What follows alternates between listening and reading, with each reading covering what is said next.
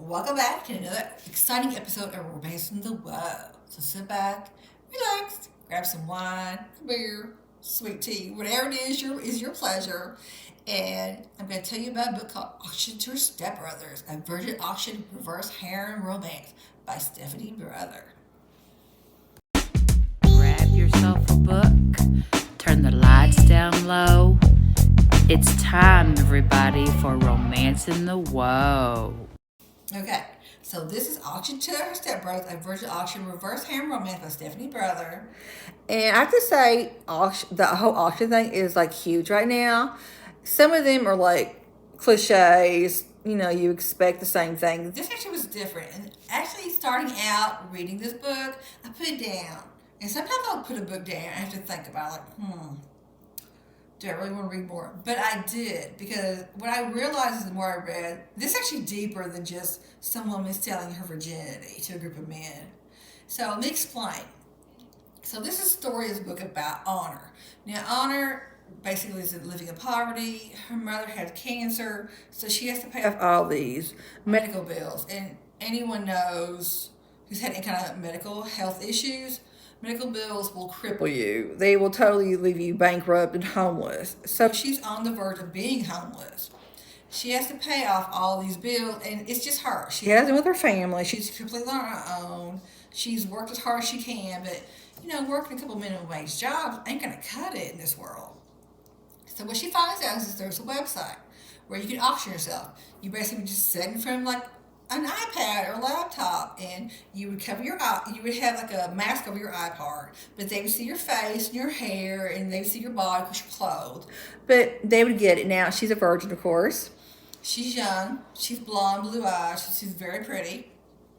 And the whole point is, what she thinks is the men are going to auction her off, and it's going to be one night. Now, it's not one night. She didn't read the contract because she was so desperate for the money. It's actually supposed to be for a month. It kind of determines upon what the man wants. So she's doing this auction, and she can't see them at all. But they can type things, so they can ask her questions. And at one point, someone said, "What about three men?" And she's thinking, "Oh God, three men for my first time. This is gonna be horrible, but I need the money so desperately. I can pay off all these bills, maybe have some money left over so I can start a new life somewhere else." Because that's her whole point. Let me take care of this, move on. I can forget this ever happened. I can be a totally different person.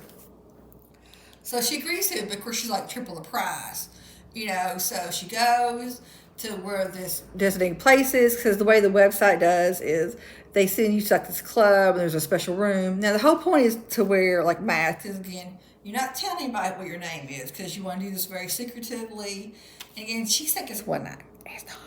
So she goes there, and there's three men. Of course, they're gorgeous. They're tall, they're muscular, they're gorgeous and everything. And she's thinking, okay, I can do this.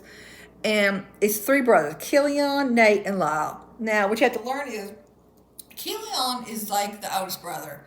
And he also is kind of like the darker one of the group. He's always the dark one. The other two are a little bit lighter. And they're with her, and they have sex together, all four of them together. And in the midst of it, she says something, and they immediately stop and go, "Honor?" She's like, "Wait, do I know you?" And then she says their name. And then you realize they were watching her stepbrothers at one point. And what you have to go back into, and this is where it gets kind of interesting, is once upon a time, her mother was the maid for their father. Now, their father's name was Richard. Richard was a billionaire. He had everything in the world. Everyone thought he was perfect. Of course, he's a total scumbag. He abused the boys. Their mother is there for mention, so I'm assuming she's dead or just not in their life. So Richard ends up kind of sweeping the maid off her feet. At that point, Honor's there. And for about a year, they're married. And, the boys think, "Oh, great, we have Honor. We have a mother figure. She's wonderful to us. She's loving." They don't get any kind of love or support from their father. He's horrible. He's always on them. Always like, "You have to be this way and that way because of who we are." It's all about image, and you have to be men, to be tough and macho. And, of course, he's beating the crap out of them the whole time and telling them, they're not worthy. And then, of course, then you have Honor's mom, who's like, "Yes, I love you. You're wonderful." But at one point, Richard starts beating the maid. And she's immediately, like, terrified. But her main worry is her daughter Honor. So what she does is she has to take Honor in the middle of the night, leave everything behind. Now, understand this means she leaves her home behind, she leaves money behind, and she takes off with Honor. Now, she's not getting anything. There's no like divorce agreement where she's gonna get, alimony. That's not gonna happen.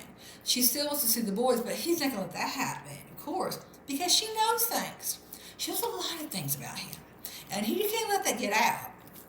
So he basically blackballs her to where she's living in basically the slums, crappy jobs, and eventually she gets cancer. Now, the thing that I loved about this is with the way Richard still is in the story. He's her father. They all live together in this home, and there's a reason why they live together, so you understand this. And Richard, even though he can't physically beat them, verbal abuse to me, emotional abuse is worse than the physical. Because again, physical abuse, you feel, no, it's horrible. It should never happen to anyone. But the emotional and the mental abuse, if you've ever gone through that, then you know that sticks with you forever. And that's what he's done to them. And Killian always protects the younger brothers. He's always that one. And they will say to him, you don't have to be the protector. He's like, yes, I do. That's my role. I've always done that. That's the way he's always been, the oldest. He will always go to me first. He's always going to get out of me no matter what. So what happens in this book is, when they find out who Honor is, there's anger. Because in their mind, she left them. She rejected them. They had this little happiness and was taken from them. Even though it wasn't Honor, she was a little girl. She couldn't control what happened, but they didn't see it that way. And they think that she just totally forgot them. What they realized that she didn't forget them. She has a picture of them by her bed that she sleeps with every night and looks at every night. She always thought about them. She always wondered where they were, if they were okay. There's so much that Honor knew. Honor knew about the abuse. Honor knew how bad Richard was. She knew what Richard was doing to her mom. So, but the boys never knew about Richard hurting the mom. So for them, there's a lot of story, and they find out there's a lot of things revealed in the story, which I love. And the thing I think I loved the most was, you have the 3 damaged, men, of course, Killian being the main one. At one point, Honor actually saves them. She sticks up for them and protects them, and because she knows all the dirty secrets that Richard must be hidden. And she knows how to use them to take him down and protect her men. So I love that because sometimes the women are stronger than the men in a way. And I think in this story, Honor kind of is emotionally because she had love of her mom where the men didn't have that. So I love the way the writer did this. I love the way Stephanie Brother did this because this isn't just an auction story. It's not just a reverse harem story. It's so much deeper than that. If you really read into all the little things that she adds into there. Like there's a scene in the garden, there's little birds. It's just, you just have to read it. It's one of those books that, again, I had put down, but I put back up the next day. And I was like, okay, wait a second. There's more to the story. And there was more to the story. So again, it's not just a kinky little sexy, romp. It's much deeper than that. And I love that she did this story. Because again, some of the auction books I've been reading, I've just been like, okay, I can't do it no more. It's just repetitive. But in this book, it's not repetitive at all. It's unique. It's new. It's a lot deeper. I love that. So there were moments I was like, oh, God, I cried. But, I love Honor and the Men. They're wonderful to her. So I highly recommend this book to all of you. So this is another episode of Romance in the Woe by Charlie. And if you like or if you want to subscribe, I would appreciate it very much. I hope you have a fabulous day. Bye.